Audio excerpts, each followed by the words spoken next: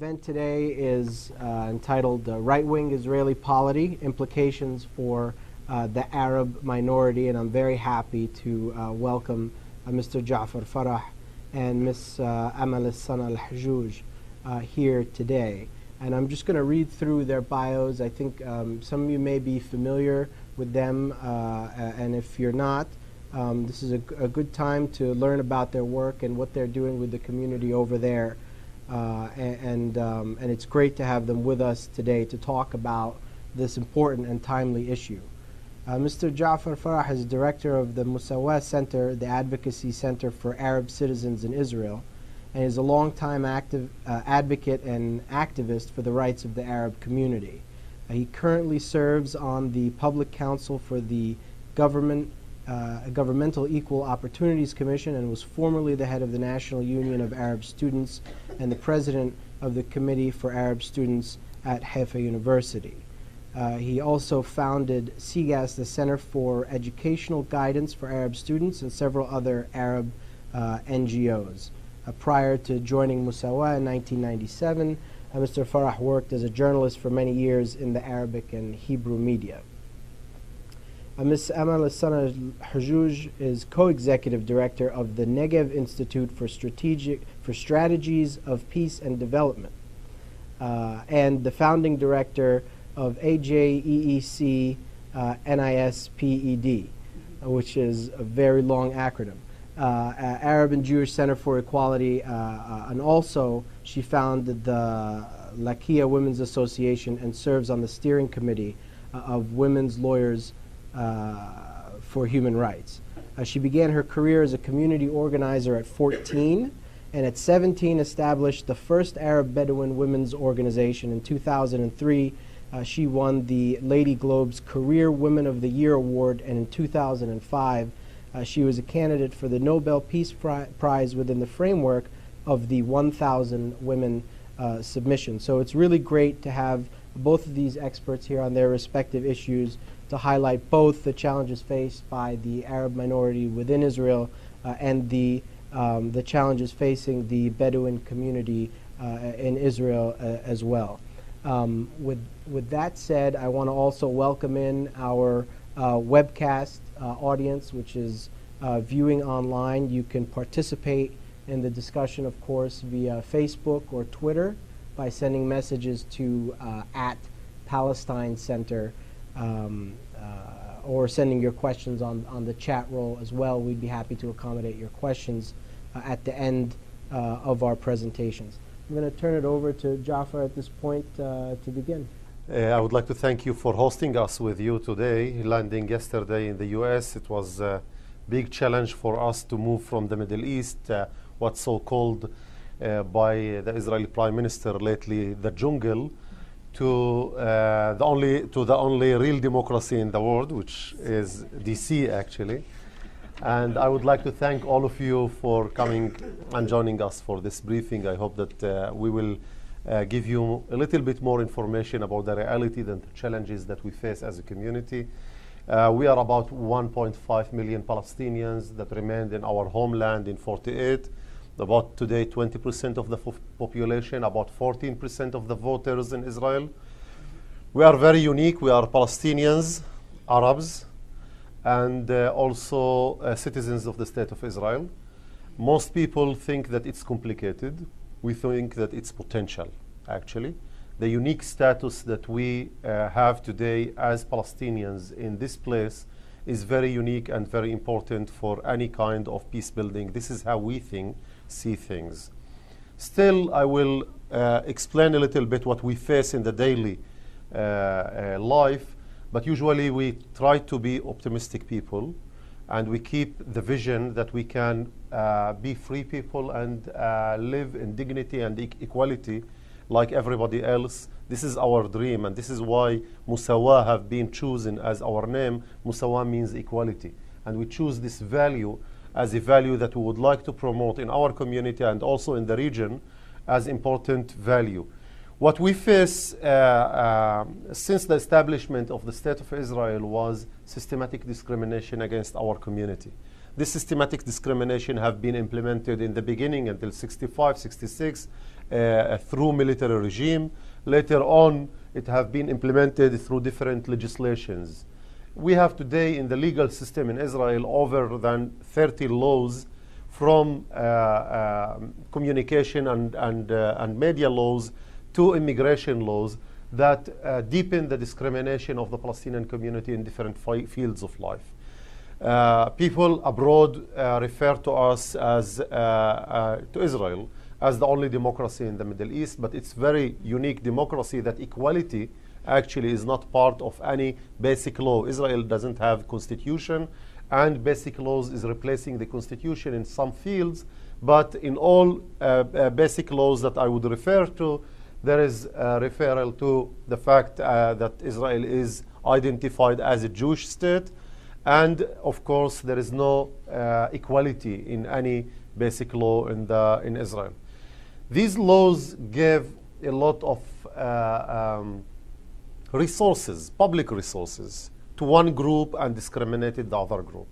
The fact that you have today over 400 localities inside the Green Line, that it's only Jewish citizens that can live in these localities, have been built on land that have been confiscated during the years, and only Jews can live in these places. Actually, what happened in the last few days, that the Knesset took a decision to make it legal to discriminate in housing. A few years ago, 15 years ago, when Qa'dan family, his Palestinian family, he's a physician and with his wife is working as a teacher, they choose to live and to move to live together in Katsir, in a Jewish location that have been built not far away from their village. And when they applied, they have been rejected. So they appealed to the Supreme Court, and the Supreme Court ordered the state that the state can't discriminate against this family on housing. So this the court decision was very important court decision in the struggle against discrimination in housing. But just last week, the Knesset took a decision in a majority. Of course, most people, even in Kadima, in Tzipi Livni, in the opposition, disappeared from the hall, disappeared from the floor, and didn't show up to the voting. The Knesset took a decision to make it legal to discriminate in such villages if these villages is up to 400 inhabitants. So what we used to face in systematic discrimination, now without any shame, the Israeli government and the Israeli Knesset is making it legal in the political system that you can declare that you want to discriminate the Palestinian community. In the past, they used to come all over the world and say, we are the only democracy in the Middle East and everybody is equal. We used to say, no, we are not fully equally, but like there is no full equality in Israel. But what's going on in the last 2 years, that this government is promoting, and this Knesset is promoting over 25 laws that will deepen the discrimination of the Palestinian community more and more, and make our life more complicated. We have a newsletter here, and our colleagues can offer you, and you can find the 6 laws that are already in final stages of approval in the Knesset, but they deal with Nakba. I don't know how many of you know the narrative, the Nakba. The Nakba as a word, Nakba is our narrative, our wording to what happened to us in 48. And for the last 10 years, the Palestinian community in Israel commemorated the Nakba in public events in the same day of the celebrations in Israel, of the independence of Israel. So the Knesset took a decision that it will forbid us from commemorating the Nakba in our local councils, NGOs, and schools. Any governmental funding, you mean that the taxes that we pay, as the taxes that you pay to fund also 3 billion shekel of your taxes is going to the Israeli army in this case. But the taxes that we pay, we can't use to commemorate our narrative and our history. And it's forbidden today legally. So part of the laws that have been approved just lately deal with family life. If I fall in love with Palestinian from the West Bank or Gaza, they can't come and live with us in the same house inside Israel. So these laws show that the current Knesset is escalating its it's escalating actually the Jewish-Arab relations inside Israel. And it's not only to isolate Gaza, it's not only to occupy the West Bank and Gaza, but also to take your taxpayers and create a legal system that will deepen the discrimination against these taxpayers.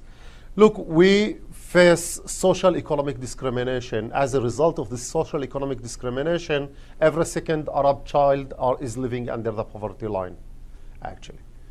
Totally villages, and Amal will explain more about the Palestinian community in the Negev, live in a situation of unrecognized villages.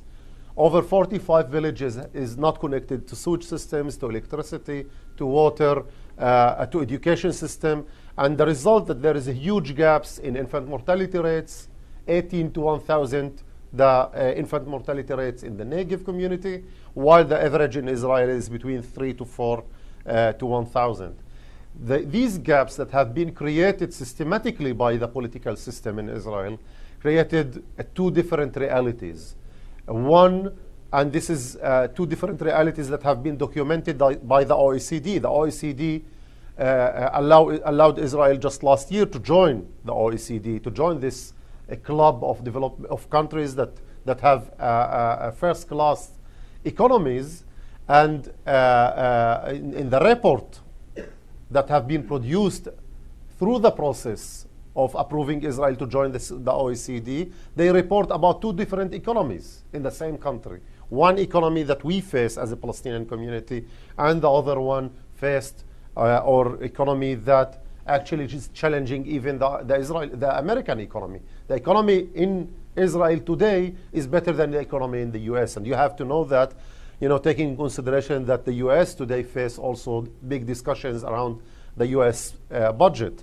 And you need to cut welfare services in the US, but parallel, nobody debate the cuts of military subsidy to the state of Israel, 3 billion shekel, that will support the military forces in Israel, but you need here in the US to cut welfare subsidies to your communities and to keep this support to the Israeli government. I would just want to refer before Amal will go for further details on women's status and also on the Negev, to talk about the challenges that we face in the reality of the Middle East today. We have good feeling, it's frustrating for us to see what's going on in Libya. But we think that the 20 Arab countries need to move from the reality that these countries faced until now to new realities. Some people thought that this transformation will stuck the Palestinian issue. The Palestinian issue is stuck because of the Israeli government decision not to make peace with the Palestinians. It's not stuck because of Tunis or Libya or Egypt. But we as Palestinians, as people that we believe and look for liberation and look for freedom, we think that the Egyptian people and the Tunisian people and all people of the region deserve real democracies. And we hope that all democracies that will be built in the region will join the only democracy in the Middle East, and all the region will become one big democracy, and we will live in real democracies. I want to say something about this whole illusion of the only democracy and the jungle. We are not living in a jungle. We have big challenges as Arabs and as Palestinians to build our nations and to build better future. Until now, the Israeli occupation have been abused to prevent any kind of democratization in the region. No more. The region will go ahead with democratization and will challenge the old regimes, and we need to find ways how all people of the region will need to negotiate our future. How the old regimes with the political Islam, with secular movements, with the youth and with the women will need to negotiate the future of these countries. And we don't want anyone to go ahead and to tell everybody in the world that it's the 22 Arab countries against Israel. It's not the 22 Arab countries. It's the responsibility of the Jewish people in Israel that are living in Israel to build peaceful future with their neighbors. It's the Palestinians and the Jews' responsibility to take decisions if we want to live in two-state solution or one-state solution. If the Israelis want to live in one-state solution, they have to say that clearly, and they have to take clear decisions that they have to end the occupation and ensure that everybody will be equal in one-state solution.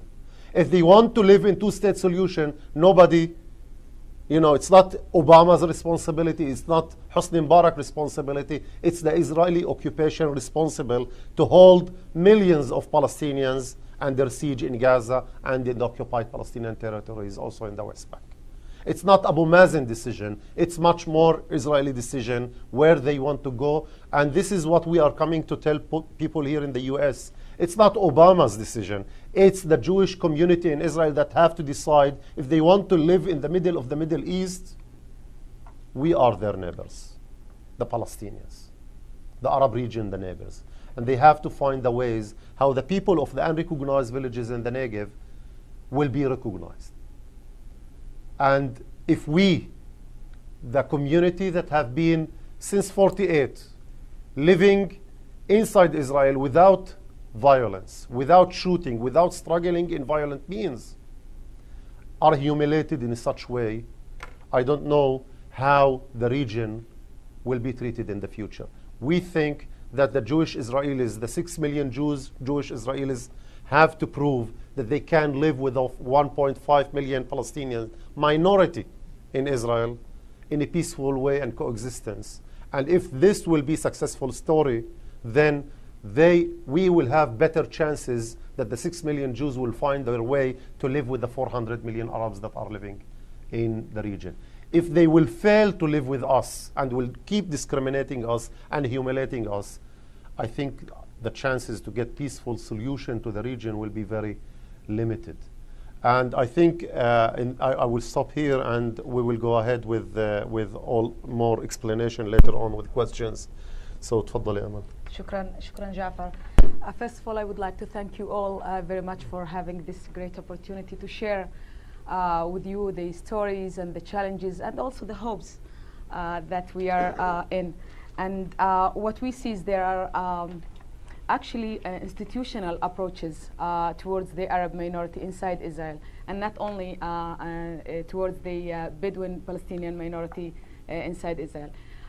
One time they see us as a demographic threat because we are doubling ourselves every 12 years, or they see us as a security threat, or they see us as a second-class citizens. So being part of these kind of approaches, there is no way that we can see equality and human rights are protecting inside Israel.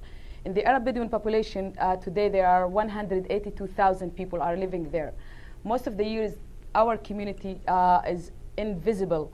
People will travel from Tel Aviv to Eilat and not looking around themselves and asking themselves what's going on there. They would see villages without electricity, without water, without sewage, without infrastructures, and they wouldn't even think about the fact that these people are citizens of the state of Israel, and they are part of a democratic state, and they are not doing any connections between democracy and human rights. They never do that kind of connections. So this is one of the major challenges that we are seeing, that in the Israeli Jewish mainstream, the Arab Bedouin population is not there. They are invisible. Nobody can see the challenges that the Bedouin are facing. How the unrecognized villages issue was raised and born.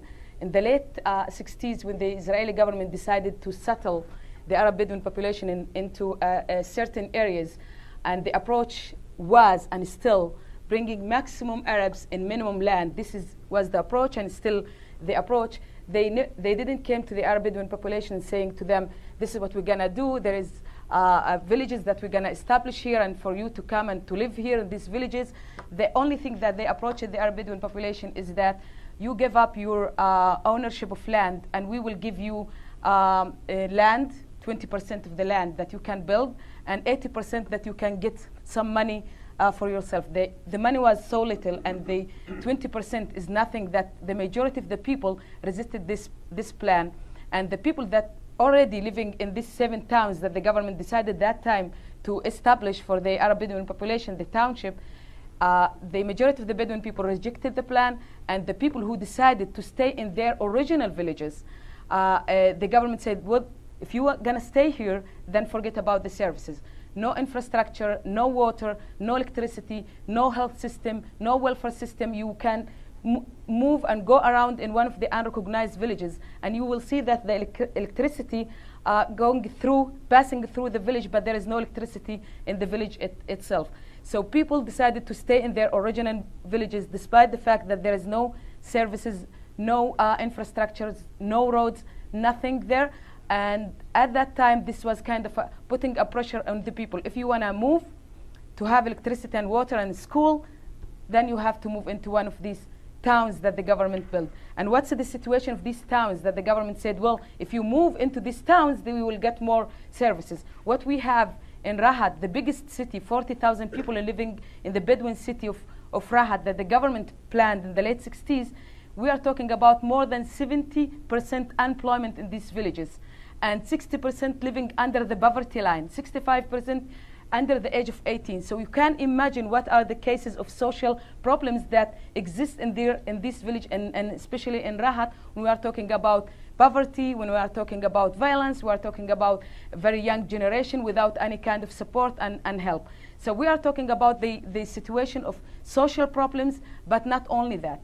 When the government decided at the late 2 years ago, actually, they said we have to figure out what are the solutions on the land issue, because the Bedouin community are claiming for ownership. They don't, most of the Bedouin community, including my father, they don't have any documentations on this land. They do have oral history, oral agreements that they used to have between themselves. This is your land, this is my land, and that's it.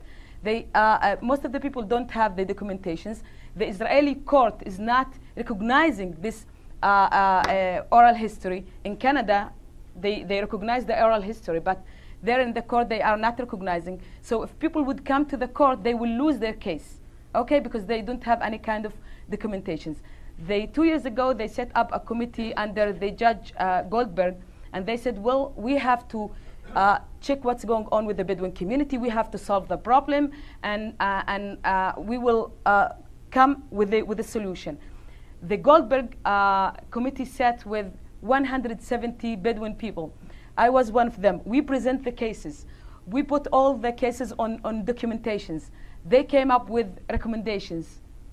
There is no plan for the Bedouin community. This is most of the years how they dealt with the Bedouin community. That there is recommendations, there are reports, but these reports are there and the recommendations are there, and the policy continue to be as is it. For example, what we are facing these days is Al-Aragib. Al-Aragib is one of the villages that was demolished by, this is the 23 times now, since 27 of July till today. 23 times the government of Israel came and destroyed. It's not real houses as you can think. It's simple houses. This is how people live, and they came and destroyed these houses and left people without any homes and without any support. The case of Al-Aragib is the case that represents the case of the 45 unrecognized villages. So if Al-Aragib will succeed in that case, then that will be a big success. But this is why the government of Israel is not giving up. They really want to destroy all meanings of hope that people would have. And then if they win, the government will win the Al-Aragib story, then no one from the unrecognized villages will raise their voices and stand up and say that we are entitled of our land and our villages. Now, if you, this is something that we are facing, and I know it by myself because I went through it. They would say you have no right on land, okay, because you don't have any documentations. If you would come and say, well, I'm going to sell this land, they will recognize your land. If you want to demand, they will say, this is not your land. If you want to come and sit on the table and let's negotiate and sell this land, they will say, yes, this is your land. So this is the cases that many of the Bedouins are facing. If you want to sell, we are recognizing. If you want to say that this is your land, we are not recognizing this land. So this is the situation of the Arab Bedouin population. Today we are talking about 80% employment among the women, no jobs opportunities, and not only that, mostly they will use what we call mentality against us. They would say to me as a woman saying, we would like to provide jobs opportunities to Bedouin women, but this is your traditions, this is your mentality that prevents women from going out. We approved by our NGOs. And when we provide jobs opportunities, most of the women come and work. In Rahat itself, in each job opportunities, there are 20 women fighting to get this job. And every time I used to say, whereas opportunities, also mentality got changed. And this is something that we are facing every day. They will use what we call traditions, especially in women issues. They will use it against us. For example, polygamy. Okay, you talked about women's status. Polygamy issues. By the law in Israel, it's prevented. It's against the law. But they are not doing anything on that issue. Okay, they would say, this is your culture, we are sensitive, but why don't you are sensitive when we build a house for our children in unrecognized villages? Why it's not our culture and identity when we are there? So it's a double standard when they are dealing with the Bedouin community. In some cases, they would say, this is your culture, this is this, and this is, and other cases, if it's a land issue, it's not our culture, this is a political decision. It's not only about laws, it's also about implementations. It's also about the policy. It's also about how the Israeli mainstream view the Arab population, especially the Arab Bedouin population. Always they tend to say that we are obstacles. When they are planning something and building a new Jewish villages, they view the Bedouin community as a part of the obstacles. We are part of the solution, and we are not going to give anyone to deal with us this way, as we are part of the problem, we are part of the solution. And this is why in the last 20 years, the non-governmental organization that we organized by ourselves in our area start putting alternative plans on the table that the government cannot even neglect, and they have to give a reaction to these things. But this is a very long way to go. But there are some progress, but still there is a lot to do in the area of the unrecognized villages in the Negev. Thank you. Well, thank you very much to the both of you.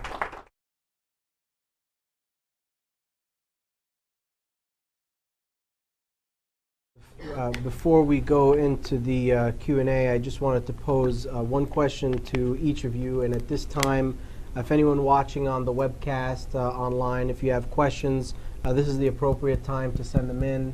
And you can also send them in through Twitter at Palestine Center, or on the webcast page through Facebook or the chat roll as well. Jafar, I wanted to ask you, at the end of last week, there was an interesting poll that was released on Israeli youth and the political leanings of Israeli youth that showed that a really remarkable number of them were shifting to the right, hard to the right, in terms of their views, their political views, and also their views on favoring the Jewishness of the state over the democracy of the state. Can you talk a little bit about where you see the future of Israeli politics going in this regard, and what that means for Arab citizens, given trends in recent years and what seems like trends in years to come as well? Yeah.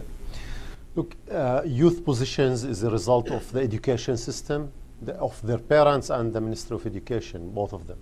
And if you take the Israeli textbooks, you will find a narrative that is isolating the Jews from the Middle East. I think this mentality that enabled them to build walls about Israel, around, you know, it's not all, these walls are not around Gaza and isolating Gaza only, or isolating the West Bank. These walls are isolating the Israeli population from the region. They think that they are living much more close to DC than to the region where we live. And this isolation mentality make it possible that for 90 minutes in a football game in Bitar, Jerusalem, in Jerusalem itself, they may stand for 90 minutes and scream, "Death to Arabs, death to Arabs." When you have Deputy Prime Minister Minister of Foreign Affairs, that inciting to population transfer in the UN, just a few months ago, he stand in the Minister Lieberman stand in the UN and he was promoting the solution of population. Again, I have to say, again, population transfer, because population transfer have been implemented in 48, in 67, several times it have been implemented, and it never brought any kind of peace for anybody in the region. So another transfer of population transfer of the Palestinian community and shifting the map is what is promoted in the public sphere and in the schools. This atmosphere is a real daily challenge for us. Just last week, we released the racism report in Israel with a coalition of Jews and Palestinian organizations that are fighting against racism. 552 cases of racism have been documented, also with media documentation, that have been taking place in the last year, double than year before.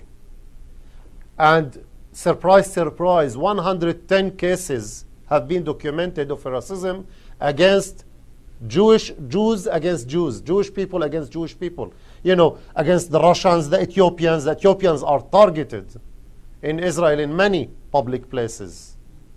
So people that thought that you can isolate racism and you can discriminate just the Palestinians, just the Arabs, and then the discrimination will not be something that will feed hate speech internally also between Jews, are living in an illusion. Because also 72 cases have been documented in discrimination and racism against immigrants, people that run away from Sudan and Eritrea. The Prime Minister was referring to them as dangerous, as a risk in his speech in the Knesset. And these people, most of them are refugees that are willing even to serve in the Israeli army. Just they run away from terrible crisis that is taking place in Sudan and in Africa. And now they are threat in Israel for the Jewish democracy, the only democracy again. I think what you see in public opinion in general, what you see with kids, is what you see in education, in the education system in Israel. And we have to face this. You know, it's not enough for us, and that's one of our challenges. One of our challenges is to come here also and to speak here in the US to the Jewish Americans, and we call you as Palestinian Americans to speak to the Jewish Americans. They know what it means to be minority better than the Jewish majority in Israel. We suffer as a minority. You know, F. Foxman and people in the US have more voice in Israel than us. They can call the Prime Minister off, but the Prime Minister, and they don't pay penny as taxes. They don't pay taxes. We are the ones that pay taxes. Arab Knesset members may call the Prime Minister for a year and he will not reply there. While any leader in the Jewish American community can call the Prime Minister and ask him, and we call you here as Palestinian Americans, hold the Jewish Americans responsible. If they show solidarity with Israel, they should understand that they have responsibility to our reality. They have to be much more active in protecting human rights, the same like they are It's not a question of right and left. It's not a question of Republicans and Democrats. It's a question of human rights, values. Which values you want to promote in this region? You want to promote values of humiliation of people, burning people's cars. This is a picture of students in Safad. That the rabbi that get his salary from the government is inciting against the Arab students. Don't rent them houses, don't rent them flats. Arab students that studying in Safad are harassed systematically for the last year. This rabbi keep getting his salary from the Israeli government. Not from just local council, from the Israeli government. And when you go and you ask the police to investigate him, nothing will be done. Of course, any Arab leader that will incite or will criticize, he will be investigated immediately. you know, like even of criticizing policy things. You know, the Arab political leaders in Israel have been investigated all over the years in minor issues. Visiting enemy countries. What enemy countries? You know, like to visit Syria and to promote real peace with Syria is not enemy country. Syria is not enemy country for us. You know, and we think that we have unique status as Palestinians to outreach to the Arab region because we see ourselves as part of this region. So when you talk about what's going on with the kids, with the pupils in schools, it's reflecting the policies that are implemented from up. And our challenge is how we will change this. And this is part of what we are doing on the ground, both of us. We refuse to be isolated as Palestinians. And we think what was right for the South Africans during their struggle, that they even were jailed, but they kept outreaching to the white South Africans. We see that we have responsibility to stop this isolation of our community and outreach to the Jewish public in Israel and also to schools. We were speaking last week also even in Sderot for hundreds of students. There was hostility, but we are the only ones, the only Palestinians and the only Arabs that have accessibility, linguistic and physical, and even mental accessibility, that we can speak to our Palestinian brothers and sisters and also to the Jewish people that are living in Israel. And we want to use this added value and this accessibility to change the reality that we live in, and also the people that are living in refugee camps and in occupied territories. This is our challenge. We want to protect the unrecognized villages. We want to protect our situation. We want to prevent these laws from being implemented, and we will challenge the Nakba law. In the Nakba, in May 15, we will challenge the Nakba law, and we will commemorate the Nakba.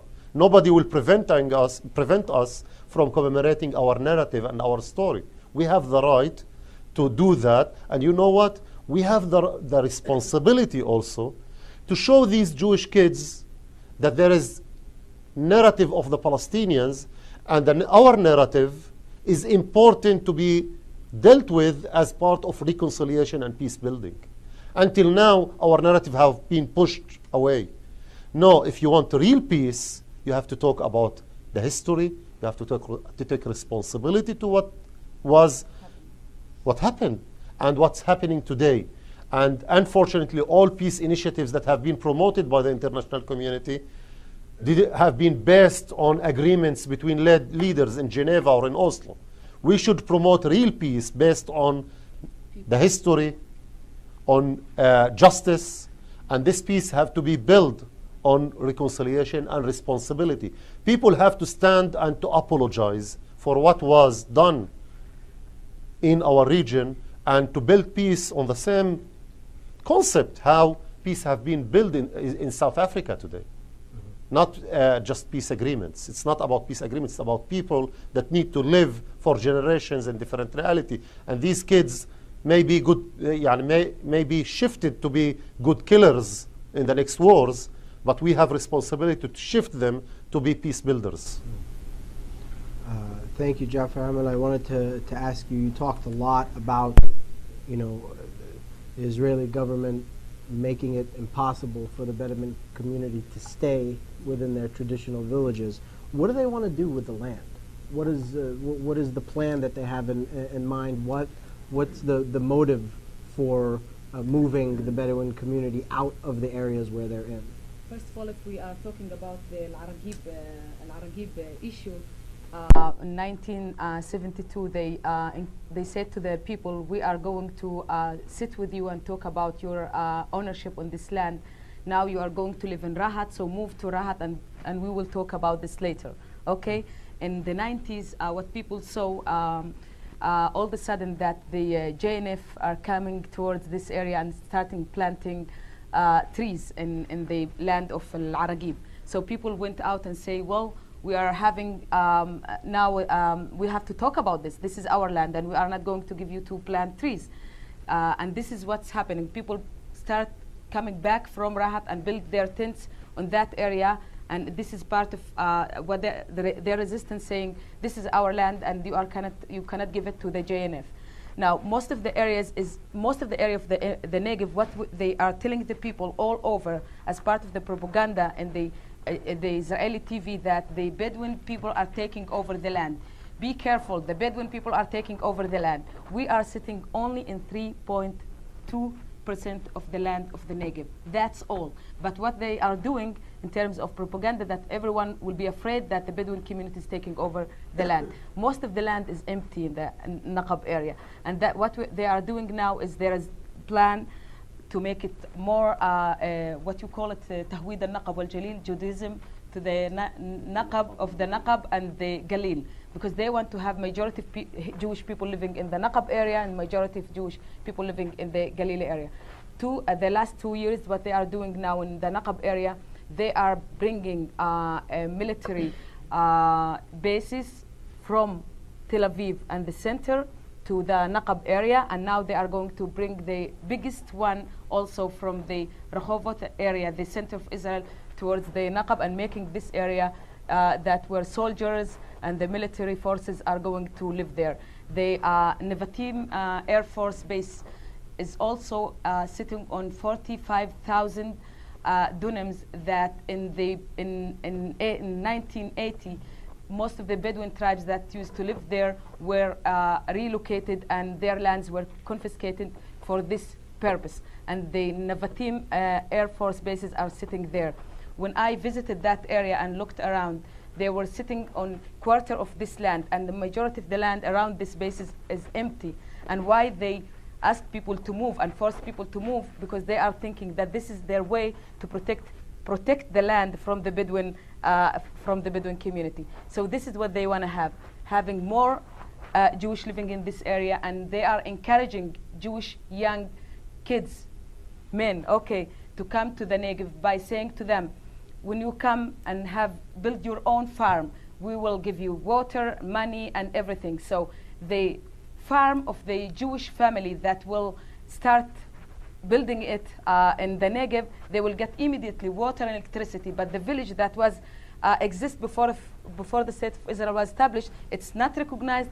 But the farm that only one Jewish man and his wife are living there, they will get the recognition of this area. This is the purpose. They want to take over the land for Jewish causes, for military causes, because this area, again, when they are bombing Gaza, I live in Bar Saba, I live in this area. When they are bombing Gaza, we hear the Air Force. This is what they used it, the last war against Gaza. Most of the efforts was in the Negev area. So this is, for them, is a good area for military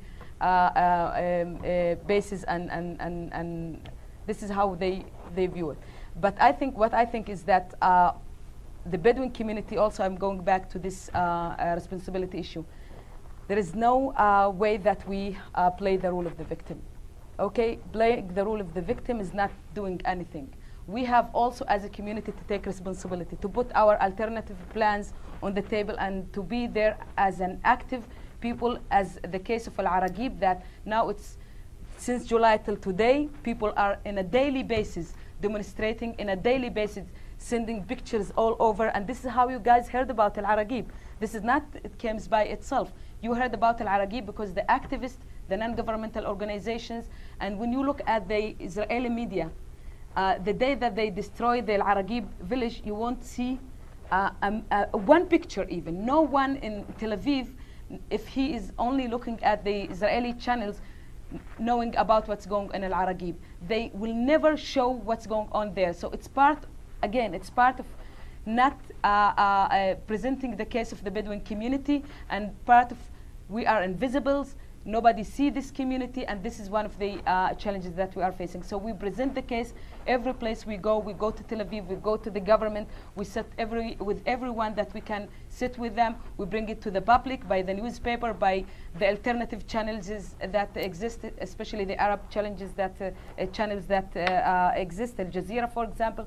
But this is something that we also need your support as people who are living in the United States, Palestinian community, the young generation of the Palestinian community. Come and visit and have summer camps with the Bedouin kids in the unrecognized villages, build the simple houses, help us building preschools for the kids there. For example, just mention Sawawin area.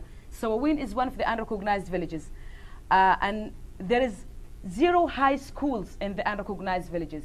0 high schools. And the government is saying, how come 65% dropping out from the schools? We cannot show these facts in the newspaper to the public that people will know that 65% dropping out from the schools in the unrecognized villages.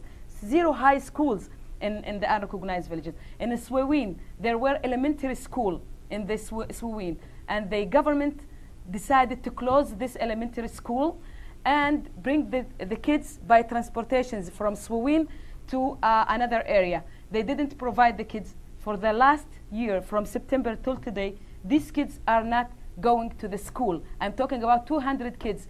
My volunteers, our volunteers, 600 volunteers, part of what they are doing is working with these kids in a daily basis. So when you talk about how much it cost Israel, the government, to do the transportations, 60 million shekel a year, to make the transportations from the unrecognized villages to the recognized villages, sending their kids to the schools. By this money, you can build a school in each of the unrecognized villages. It's not an issue of money. It's an issue of policy. It's an issue of recognizing more Arab villages. And this is what we came up with it every day. 60 million shekels they spent in transportations. They would build schools and not do this. That would be better for the people. But it's policy. Well, thank you to both of you very much. At this point, I want to open it up for questions, and again, remind anyone viewing online to send in their questions now as well. Let's start right Paul here. Burdine with Seville, the international organization based in East Jerusalem, led by the Reverend Dr. Naim Atik. I was in El Araqib just a month ago on March 6th, one day before it was demolished again, the most recent time, in other words, the 23rd time. My question for Amal is, in the days and weeks after this destruction, where do the villagers go? Where are they now, the children especially? There is a cemetery in this village. I am sure you saw the cemetery. The only place that people can go now is the cemetery. There is 2 tents in that cemetery. 1 tent for men and the other tent for women. People are living now in these 2 tents as a collective. They share this 1 kitchen. They share, all the men are sharing the 1 tent. The women are sharing the other tent. And the kids are traveling with their parents to Rahat, to the elementary schools. This is the situation. But the issue for Al-Araqib is the issue that if we are not succeeded in that issue, we will lose all the issues of the unrecognized villages. We have to succeed in Al-Araqib issue. This is why we are doing more fundraising for Al-Araqib issue. This is why we are doing more public awareness around the Al-Araqib issue, because this is the key issue of the unrecognized villages. If we fail there, then there is no hope again for the other 45 unrecognized villages. People are living in a very tough situation. They get support in terms of food even from the areas around, from Arab Jewish organization, from Arab organization, from the international community. But in the land day, we were there with the kids for also for educational activities. But this is how people live in 2 tents right now, because for the first 15 times when they came and destroyed, they left all the ايش بقول الحديد والخشب. They destroyed and left everything there. They learned that if they leave, then they will rebuild. So they start destroying and take everything. So people have to buy the new materials from the beginning. So they destroy and they take with, and they clean everything and they take it with them. Okay, let's go here first. Just wait for the microphone and then. This is Dr. Said. I just wanted to ask Amal, what is the economic basis for the 40 villages in Nakab? How do they live? Where is their economy comes from? Let's talk about the fact that there is no jobs opportunities in the unrecognized villages. We are making 25% of the population in the Negev area. We are 43% that we are relying on the security, social security benefits. That's one of the major facts that we are having.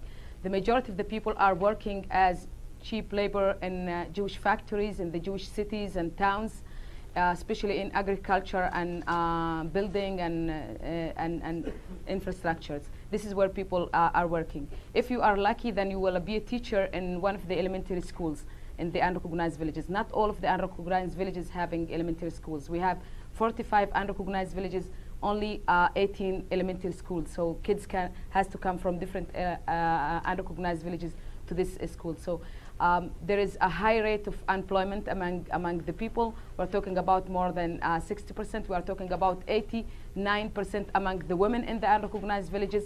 And again, the Bedouin community they are holding the 80% of the sheep and the camels, the sheep, and the 80% of sheep goats and sheep exist in the Negev area. So, and people cannot go around for herding. They will stop them from going around in the areas that for grazing for their sheep. And so people would raise animals next to their houses in a very basic conditions. And again, people will have difficulties in also making business from these farms. These farms are more kind of a daily life, struggling the daily life, but it's not a business that people can live and grow with it, because there is no milk quota and there is no water quota. If you are herding sheep, you are entitled. If you are a Jewish person in a mushav, in an agriculture village, you are entitled to water and land, and also you have entitled to get milk quota. You can sell your milk to Tnova, but none of the Bedouin people who are raising sheep can do this and are entitled of this. If you will go there, then again, this is against all the farmers in the Bedouin community, and they are having the 80% of the sheep in the country, so it's the majority. Do they dig wells and have some farming? They have it in a very, very basic, but it's not the way that they can make a live out of it. It's not something that can help people to make a live out of it. This is one of the challenges. Okay, let's go over here.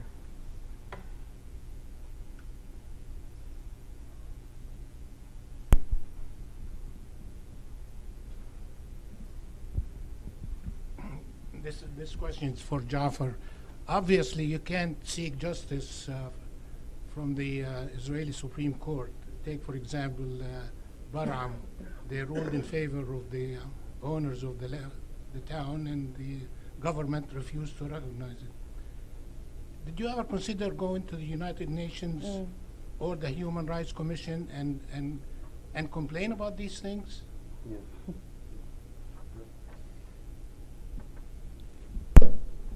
Look, I have to say that UN human rights instruments have been proved as a lot of slogans when it comes to the Palestinian issue and little action in general.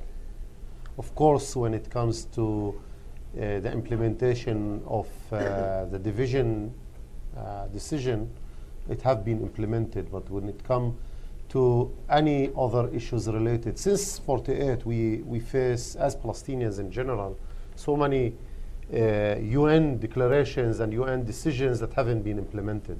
So I don't have real hope that the UN instruments will be helpful for the Palestinian community in Israel, and not for the Palestinians in the occupied Palestinian territories.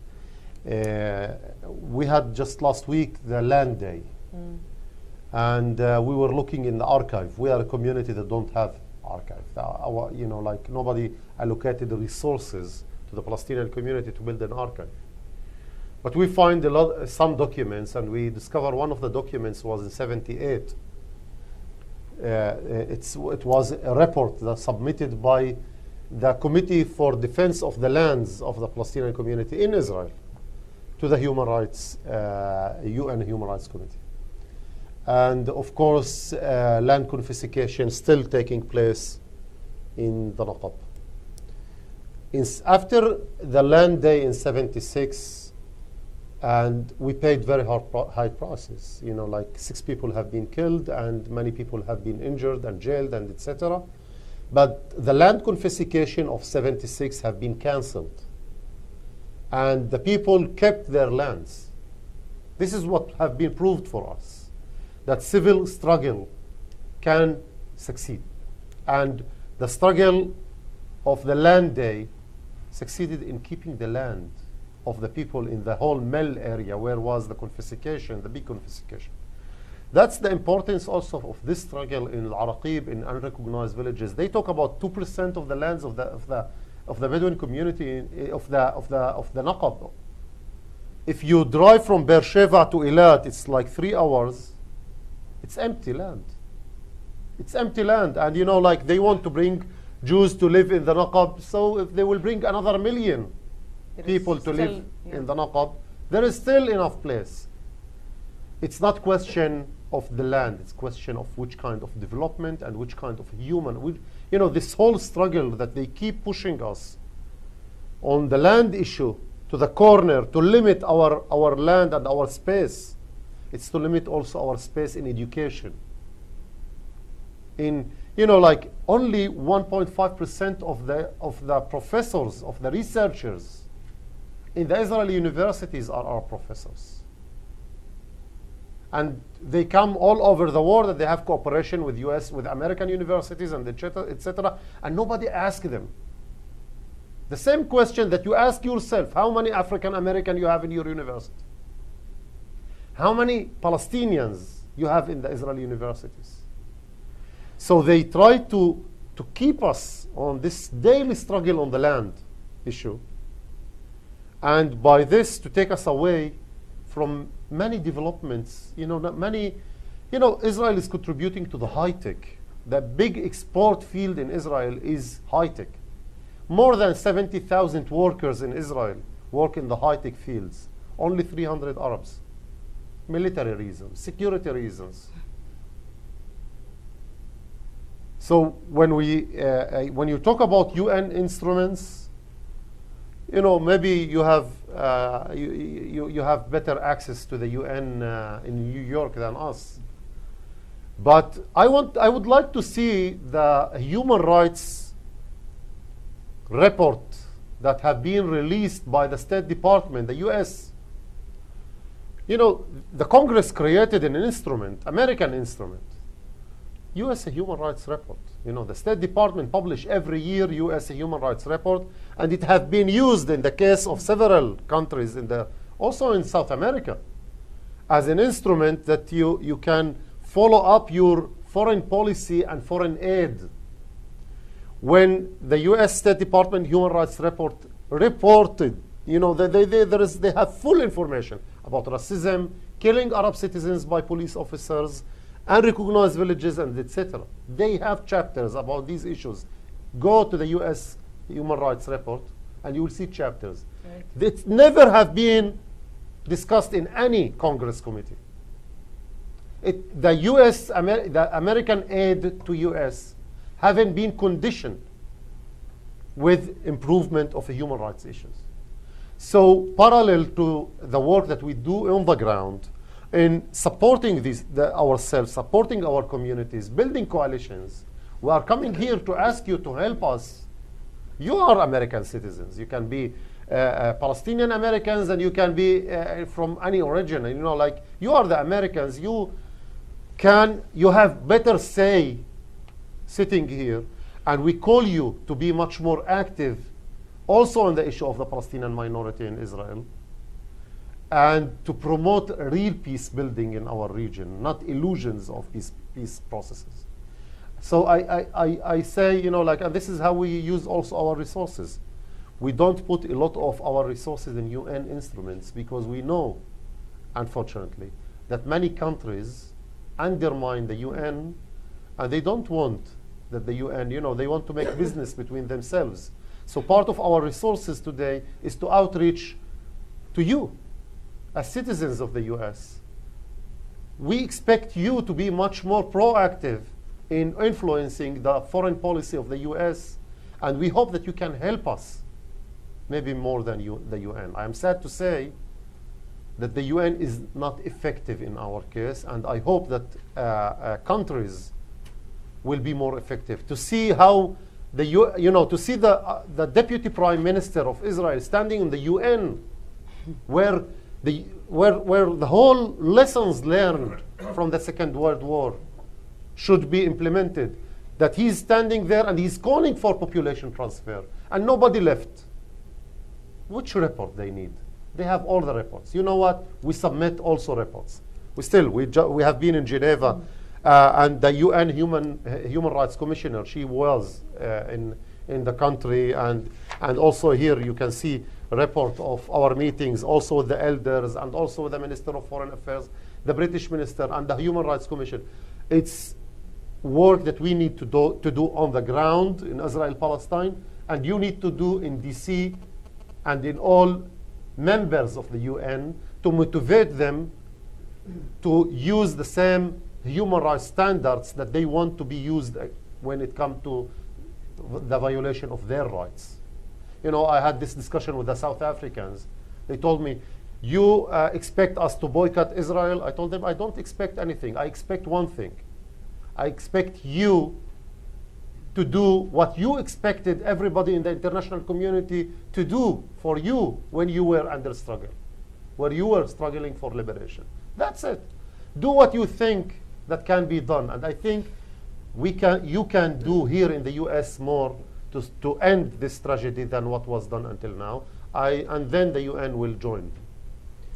Folks, we are running a little bit over on time, but we did get 2 questions from our online viewing audience that I think are really worth mentioning here. I'm going to ask both of them to you, and you can respond to them however you like in the moments that we have remaining. The first is from someone named Antar Masoud, and the question is, will the Palestinians in 1948, I assume he means Palestinian citizens of Israel, join a unified Palestinian National Council to face the threat of land confiscation and form a Palestinian state?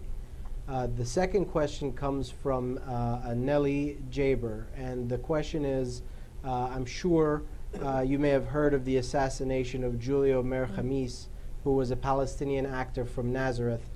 Do you have any comments on his assassination? Yeah.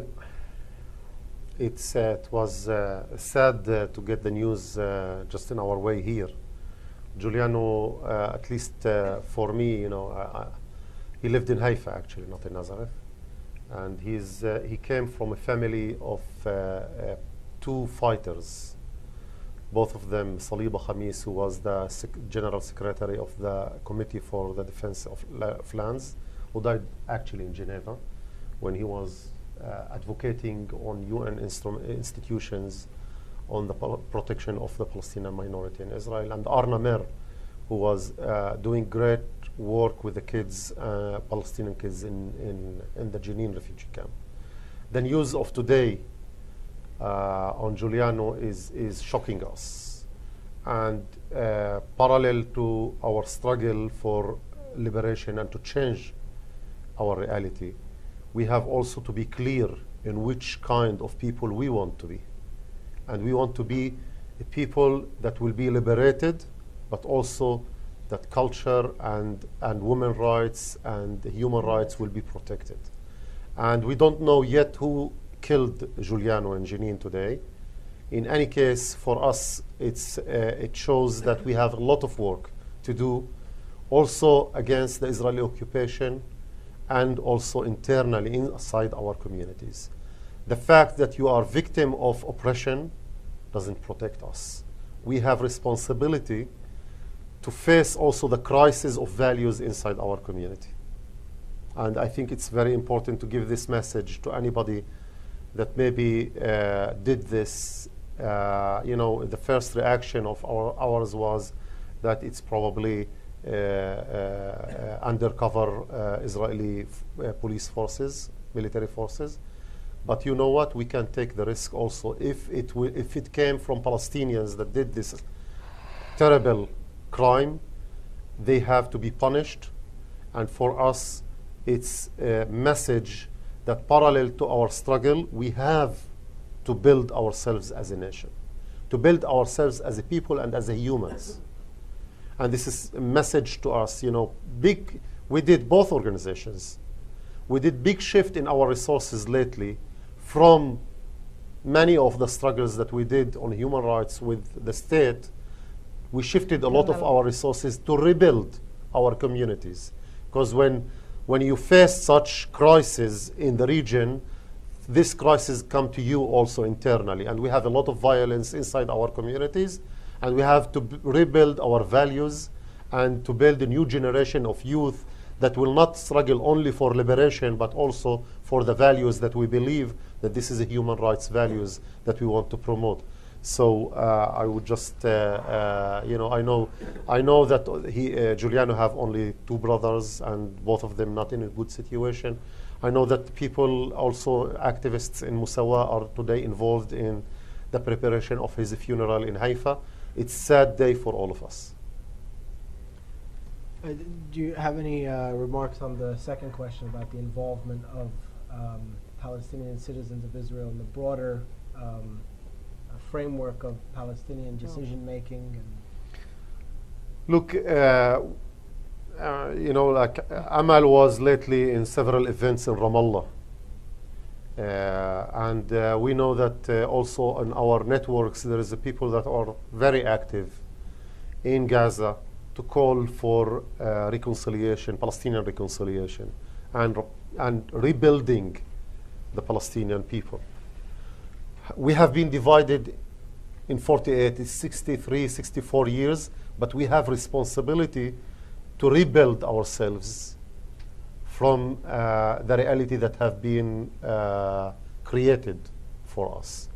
I think part of it is how we can build the culture space that we want to build, the political future, and in any, it's not in our hands today if it's one state or 2-state solution. It's much more in the hands of the international community and the Jewish population in Israel. But in both cases, even if it will be 2-state solution, we have responsibility to rebuild ourselves as a people that have even family links. Jenin refugee camp, big part of the people living in Jenin refugee camp came from Haifa. And we have responsibility to rebuild this destruction that have been created for the last 64 years. And I do see ourselves doing that with clear vision that despite any political solutions that will be created in this region, we have responsibilities toward each other. And we have responsibilities also toward humanity in general. We are part of, so we have responsibility also to show that we are able to struggle peacefully and build our nation, and parallel to contribute and to be happy to everybody that is liberating himself if he is living in Tunis or in Chile. So this is part of our responsibilities, to rebuild ourselves, yes, but also to contribute as a nation, but also to contribute and to be part of the whole struggle for better future for all humanity, and it can be in Africa or in South America or in Europe even. Thank you all very much.